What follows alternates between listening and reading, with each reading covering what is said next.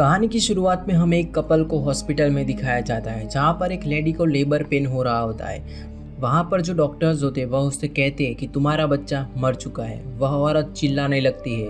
दरअसल यह सब कुछ कैट का एक सपना होता है। कैट की फैमिली में उसका हस्बैंड है जिसका नाम है जॉन और उसके 2 बच्चे हैं जिसमें से बड़े बेटे का नाम है डैनियल और वो 12 साल का है और एक छोटी सी बेटी है जिसका नाम है मैक्स। वो सुन और बोल नहीं सकती। कैट को एक और बेटी भी होने वाली थी लेकिन उसकी मौत पेट में ही हो जाती है जिसकी वजह से वो मेंटली डिस्टर्ब रहती है और अल्कोहल को कंज्यूम करने लगती है। हालांकि अब वो छोड़ चुकी है। उसको म्यूज़िक में बहुत ही ज़्यादा इंटरेस्ट होता है इसीलिए वो पियानो भी बजाती है और अपने हर बीते हुए कल को एक डायरी में नोट करती है। कैट को अपनी मरी हुई बेटी की याद आती है और वह कहती है कि काश वह जिंदा होती जिसका नाम वह जेसिका रखने वाली थी। इस कमी को पूरा करने के लिए उसका हस्बैंड और वह डिसाइड करते हैं कि वह एक बच्ची को अडॉप्ट करेंगे। इसके लिए वह एक ऑर्फन में जाने का डिसाइड करते हैं जहाँ पर कैट बहुत सारी बच्चियों को देख रही होती है। तभी उसके हस्बैंड को एक आवाज़ सुनाई दे रही होती है। एक बच्ची गाना गा रही थी। वह उसकी तरफ आगे बढ़ता है जहाँ पर उसकी मुलाकात होती है एस्तर से।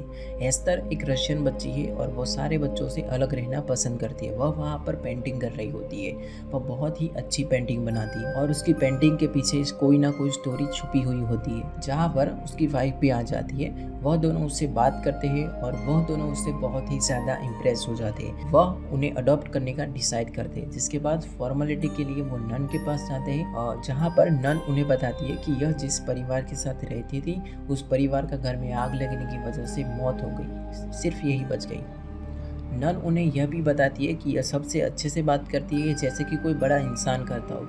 गले और हाथ में एक ब्लैक रिबन को बांध कर रखती है जैसे कि कोई राजकुमारी हो। इसके बाद वह दोनों एस्तर को अपने घर लेकर आते हैं जहाँ पर कैट की जो छोटी बेटी होती है वह उसका इंतजार कर रही होती है। वह बहुत ही ज़्यादा खुश हो जाती है क्योंकि उसको अपनी बड़ी बहन मिल चुकी थी। एस्तर पूछती है कैट से कि क्या ये बात नहीं करती कि जब ये जन्मी तब से ये बोल और सुन नहीं सकती। हाँ, ये साइन लैंग्वेज को समझती है जिसकी वजह से हम इनके साथ कम्युनिकेट करते हैं और वो लिप रीडिंग भी कर सकती है। जिसके बाद इस परिवार के साथ बहुत ही अच्छे से घुल मिल जाती है और वो लोग भी उसे बहुत ही ज़्यादा पसंद करने लगते हैं। लेकिन जो कैट का बड़ा बेटा होता है वो एस्तर को पसंद नहीं करता। इसके कुछ दिनों बाद एस्तर को स्कूल जाना होता है एडमिशन के लिए। सब लोग स्कूल जाने के लिए रेडी होते हैं लेकिन जैसे ही एस्तर नीचे आती है उसने कुछ अजीब से कपड़े पहन रखे होते हैं। यह देखकर कैट उसे कहती है कि हमें स्कूल जाना है, जाओ और स्कूल के कपड़े पहन के आओ, लेकिन वह मना कर देती है। जिसके बाद वह स्कूल जाती है तो एक बच्ची क्लास में उसका मजाक बनाती है जिसकी वजह से क्लास के जो बच्चे होते हैं वो उस पर हंसने लगते हैं। एस्तर उसके सामने बहुत ही ज्यादा अजीब से घूर के देख रही होती है।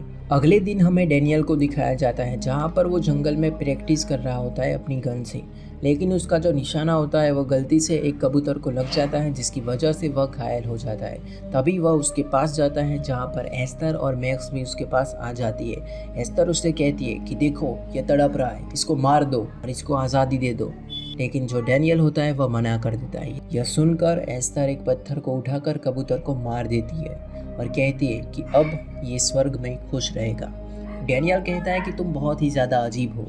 इसके बाद कैट एस्तर के रूम में जाती है जहाँ पर उसको एक किताब मिलती है, उसमें किसी इंसान की फ़ोटो थी। तभी कैट को लगता है कि कोई उसे पीछे से देख रहा है। जैसे ही वो पीछे मुड़ के देखती है तो वहाँ पर कोई नहीं होता। अगले दिन एस्तर स्कूल में जाती है जहाँ पर वह उस किताब को भी अपने साथ लेकर गई होती है। वह एक बाइबल होती है। वहाँ पर वह गिर जाती है जिसकी वजह से किताब के जितने भी पन्ने होते हैं वो बिखर जाते हैं। वहाँ पर वह लड़की भी होती है जो उसको परेशान करती है। वह उसको परेशान करने के लिए आगे बढ़ती है और उसके जो गले में ब्लैक रिबन होता है उसको हटाने की कोशिश करती है, लेकिन जैसे ही वह उसको हाथ लगाने के लिए आगे बढ़ती है एस्तर एकदम से चिल्लाने लगती है। इस ब्लैक रिबन के पीछे क्या राज है इसका हमें आगे पता चलेगा।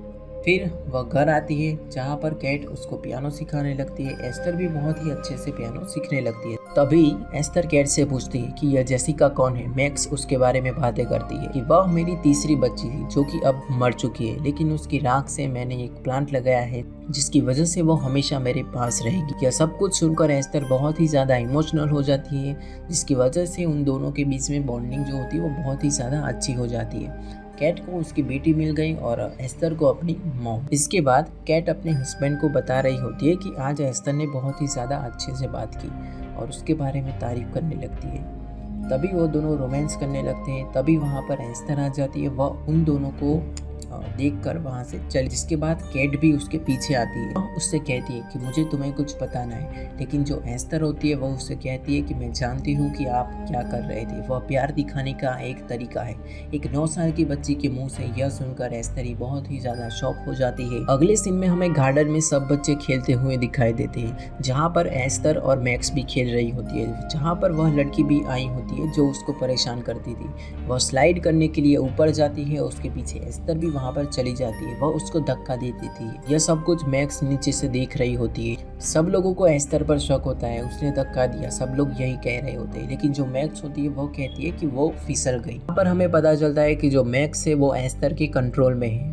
अगले दिन कैट एस्तर और मैक्स को अपने साथ एक मॉल में ले जाती है, जहाँ पर वो शॉपिंग करने के लिए जा रहे होते।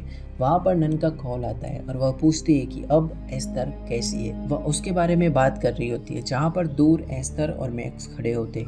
एस्तर मैक्स से कहती है कि बताओ वो मेरे बारे में क्या बात कर रहे हैं, क्योंकि मैक्स लिप रीडिंग करके बताती है कि वह तुम्हारे बारे में बात कर रहे हैं। कैट नन से बात कर रही होती है। वह कहती है कि एक लड़की को एस्तर ने धक्का दे दिया, ऐसा सब लोग कहते हैं, लेकिन जब मैंने मैक्स से पूछा तो वह कहती है कि वह फिसल गई।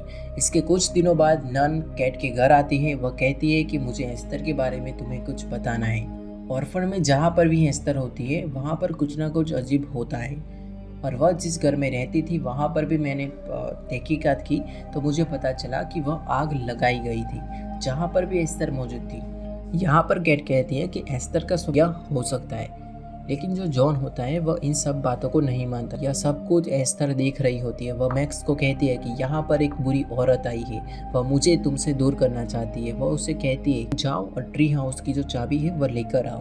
जिसके बाद वह दोनों एक हथौड़ा और एक गन को लेकर नन के बाहर जाने का इंतजार करते हैं, और जैसे ही वह बाहर जाती है वह उसका पीछा करने लगते हैं। वह रोड पर जाकर मैक्स को धक्का देते हैं, जिसकी वजह से जो नन का कंट्रोल होता है वह खो जाता है और वह साइड में क्रैश हो जाती है। उसके बाद वह उतर के मैक्स के पास आती है, और जैसे ही वह मैक्स के पास आती है एस्तर हथौड़े से उसको खत्म कर देती है। यह सब कुछ मैक्स देख रही होती है, जिसकी वजह से वह बहुत ही ज्यादा डर जाती है। एस्तर मैक्स को कहती है कि अगर तुमने किसी को बताया तो मैं तुम्हारे मॉम डैड को मार डालूंगी।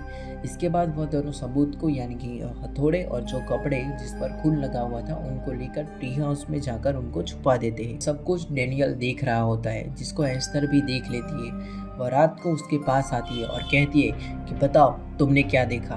तभी वो कहता है कि मैं किसी को भी नहीं बताऊंगा, मुझे मत मारो। अगले दिन कैट और जॉन एस्तर को एक साइकेट्रिस्ट के पास लेकर जाते हैं, जहाँ पर वो उससे बहुत ही ज़्यादा अच्छे से बात कर रही होती है। जिसके बाद वह सब लोग घर आ जाते हैं, जहाँ पर कैट को एक कॉल आता है। वहाँ पर सामने से पूछते हैं कि क्या नन आपके घर आई थी। वह कहती है कि हाँ वह हमारे घर आई थी। सामने से जवाब आता है कि अब तक वो यहाँ पर लौटी नहीं है। कुछ घंटे बाद पुलिस को एक लाश मिलती है। वह लाश नन की होती है। तहकीकात करने के लिए जो पुलिस होती है वो कैट के घर आती है। वो उनसे कहती है कि अगर तुम्हें कुछ पता है तो हमें बताओ। यह सब कुछ सुनकर कैट को एस्तर पर शक होने लगता है, जिसके बाद वह डिसाइड करती है कि वह इसके बारे में रिसर्च करेगी। उसको रिसर्च करने पे पता चलता है कि वो कुछ बच्चे ऐसे होते हैं जो बड़ों की तरह दिखावा करते हैं और बहुत ही ज़्यादा एंटी सोशल होते हैं। वह दूसरों को मैनिपुलेट करते हैं और उनसे अपना काम करवाते हैं। अगले दिन जॉन एस्तर को कहता है कि हमें एक डेंटिस्ट के पास जाना है, तुम तैयार हो जाओ, लेकिन वह मना कर देती है। कैट मार्केट में जाती है। वह अपने दोनों बच्चों को भी अपने साथ लेकर जाती है। वह उनसे पूछती है कि क्या एस्तर तुम्हें परेशान करती है। वह दोनों मना कर देते हैं। जॉन एस्तर से बात कर रहा होता है, जहाँ पर एस्तर उसे कहती है कि शायद मॉम मुझे पसंद नहीं करती। तब जॉन उसे कहता है कि क्यों ना तुम कुछ ऐसा करो जिसकी वजह से मॉम तुम्हें पसंद करने लगे। तो एस्तर मॉम को खुश करने के लिए कुछ फूल को लेकर उसके पास जाती है। जैसे ही वो उसके पास जाती है, कैट होती है वो चिल्लाने लगती है और एकदम शॉक हो जाती है, क्योंकि यह जो फूल होते हैं वो उसकी बेटी जेसिका की याद में लगाए होते वो होते हैं। वह उसे मारने लगती है। यह सब कुछ तुमने जानबूझकर किया है। फिर रात हो जाती है, जहाँ पर हमें एस्तर को दिखाया जाता है जो कि स्टोर रूम में जाती है। वह अपने हाथ को हथौड़े से जानबूझकर तोड़ देती है। अब इसने ऐसा क्यों किया। जिसके बाद वह अपने कमरे में जाती है और चिल्लाने लगती है कि पापा मुझे दर्द हो रहा है। जॉन उसके पास आता है और देखता है कि उसका हाथ एकदम टूट चुका है, जिसका इल्जाम सीधा सीधा वह कैट पर लगाती है और कहती है कि कैट ने ही ऐसा किया होगा। इसके बाद कैट और जॉन का जो रिश्ता होता है वो बिगड़ने लगता है। दूसरे दिन कैट तीनों बच्चों को लेकर स्कूल जाती है। डेनियल स्कूल में जाने लगता है। मैक्स गाड़ी में होती है। तो जो एस्तर होती है वो गाड़ी को रिवर्स में डालकर छोड़ देती है, जिसकी वजह से गाड़ी पीछे जाने लगती है, जिसके बाद कैट उसके पीछे दौड़ने लगती है, हालांकि वह बच जाती है। इसके बाद कैट घर आती है और एस्तर पर चिल्लाने लगती है कि तुम मेरे परिवार को मारना चाहती हो। और उसके सामने मुस्कुरा कर देखती है और कहती है कि तुम कर ही क्या लोगी। इसके बाद कैट एस्तर के रूम में जाती है, जहाँ पर वह किताब देखती है और वहाँ पर उसको एक इंस्टीट्यूट का नाम मिलता है। इंस्टीट्यूट का नाम होता है सारने इंस्टीट्यूट। वह उसके बारे में रिसर्च करती है, जहाँ पर उसे एक कॉन्टैक्ट नंबर मिलता है। वह उस पर कॉल करती है और वह कहती है कि आप किसी एस्तर नाम की लड़की को जानते हो जिसको किसी ने गोद लिया है। तो सामने से जवाब आता है कि यह कोई अनाथालय नहीं है, यह एक मेंटल हॉस्पिटल है। दूसरी ओर हमें डैनियल को दिखाया जाता है, जो कि उस ट्री हाउस में जाता है, जो कि सुराग लेने के लिए जो भी एस्तर ने छुपाए होते ताकि वह अपनी मॉम को बता सके। लेकिन उसका पीछा करते हुए वहां पर एस्तर भी आ जाती और वह वहां पर आग लगा देती है, जिसकी वजह से डैनियल की जो जान होती है वह खतरे में आ जाती है। डैनियल बचने के लिए नीचे गिर जाता है, लेकिन फिर वह पूरी तरह घायल हो जाता है। इसके बाद एस्तर उसके पास आती है और एक पत्थर को उठाकर उसको मारने ही वाली होती है, लेकिन तभी वहां पर कैट आ जाती है, जिसकी वजह से वह बच जाता है। डैनियल को अस्पताल में लेकर जाते हैं, जहां पर डॉक्टर उसे बताते हैं कि यह बहुत ही ज्यादा लकी है कि यह बच गया। कैट जॉन से कह रही होती है कि मैंने अनाथालय में कॉल किया था एस्तर के बारे में पूछने के लिए, लेकिन उनको एस्तर के बारे में कोई भी पुख्ता इन्फॉर्मेशन नहीं है। डैनियल को आईसीयू में रखा होता है, जहाँ पर एस्तर भी होती है। वह धीरे धीरे आगे बढ़ती है एक स्माइल के साथ, और जैसे जैसे वह आगे बढ़ती है उसकी स्माइल बहुत ही ज्यादा डरावनी हो जाती है। आईसीयू में जाती हो और डैनियल को एक तकिए से मारने की कोशिश करती है, लेकिन जो मैक्स होती है वह उसकी मॉम के पास जाती है और कहती है कि एस्तर डैनियल को मारने वाली है।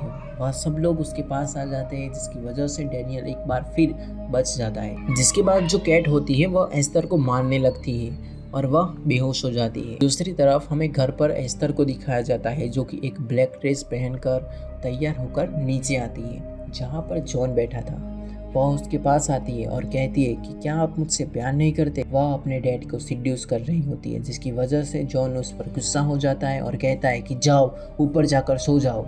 वहाँ पर अस्पताल में कैट को एक कॉल आता है, जहाँ पर उसको एस्तर की असलियत का पता चलता है कि वह कोई 9 साल की बच्ची नहीं है, बल्कि एक 33 साल की एक औरत है और सारने इंस्टीट्यूट एक मेंटल हॉस्पिटल है। एस्तर को एक बीमारी होती है, जिसकी वजह से वो छोटी बच्ची जैसी दिखती है, जिसमें बॉडी के जो हार्मोन्स होते हैं वो ज़्यादा ग्रोथ नहीं करते, और जहाँ की वह सबसे खतरनाक पेशेंट थी और उसने अब तक 7 लोगों को मार डाला होता है, और यह लोग उसे हाथ और गले में बांध कर रखते थे, जिसकी वजह से उसके हाथ और गले में निशान पड़ गए होते। इसको छुपाने के लिए एस्तर हमेशा अपने गले में और हाथों में ब्लैक रिबन को बांध के रखती होती। इसके बाद जो सामने वाला डॉक्टर होता है वह कहता है कि एस्तर जिस भी फैमिली में जाती है वह सबको मार देती है। अगर एस्तर तुम्हारी फैमिली के साथ है तो तुम्हारी फैमिली खतरे में है। दूसरी ओर जॉन एस्तर के रूम में जाता है, जहाँ पर वह देखता है कि पूरी दीवारों पर कुछ अजीब सी पेंटिंग्स बनी हुई है, पेंटिंग्स जिसमें कई लोग मरे हुए हैं। दरअसल ये लोग वो होते हैं जिन्हें एस्तर मार चुकी है या मारने वाली होती है, जिसमें से एक पेंटिंग में जॉन और उसकी फैमिली भी होती है, जहाँ पर वो सब लोगों को मार देती है और जॉन के साथ खुश रहेगी। वहाँ से बाहर आता है, इतने में ही वहाँ पर एस्तर आकर उस पर हमला कर देती है, जिसकी वजह से वह मर जाता है। तभी वहाँ पर कैट भी आ जाती है। कैट वहाँ पर देखती है कि जॉन जमीन पर लेटा हुआ है। वह उसके पास आती है और देखती है कि वह मर चुका है, लेकिन घर में मैक्स भी होती है। वह उसको बचाने के लिए आगे बढ़ती है। तभी वहाँ पर एस्तर आकर उस पर बंदूक से गोली चलाने लगती है। बचने के लिए छत पर चली जाती है और देखती है कि मैक्स भी बगीचे में है, जहाँ पर एस्तर भी आ जाती है। वह कांच को तोड़कर एस्तर के ऊपर गिर जाती है। वह गन को लेकर बाहर चली जाती है। इसके बाद वहाँ पर पुलिस आती है और देखती है कि वहाँ पर एस्तर नहीं है, यानी कि वह अब तक मरी नहीं, वह अब भी जिंदा है। कैट मैक्स को लेकर बाहर जाती है उस ले की तरफ, जहाँ पर एस्तर पीछे से आकर उस पर हमला कर देती है और वहाँ पर उन दोनों के बीच बहुत ही ज्यादा हाथापाई होने लगती है। मैक्स अपनी मॉम को बचाने के लिए गोली चलाती है, लेकिन वह गोली लेक में लग जाती है, जिसकी वजह से जो बर्फ होती है वह टूट जाती है। वह दोनों उसके अंदर गिर जाते हैं। कैट बाहर आ जाती है। एस्तर भी बाहर आने की कोशिश करती है और कहती है कि मॉम मुझे बचा लो, लेकिन कैट उसको लात मारती है और वह पानी के अंदर गिर जाती है, जहाँ पर उसकी मौत हो जाती है। तो मिलते हैं किसी और वीडियो में। चैनल को सब्सक्राइब करना, लाइक करना और शेयर करना मत भूलना।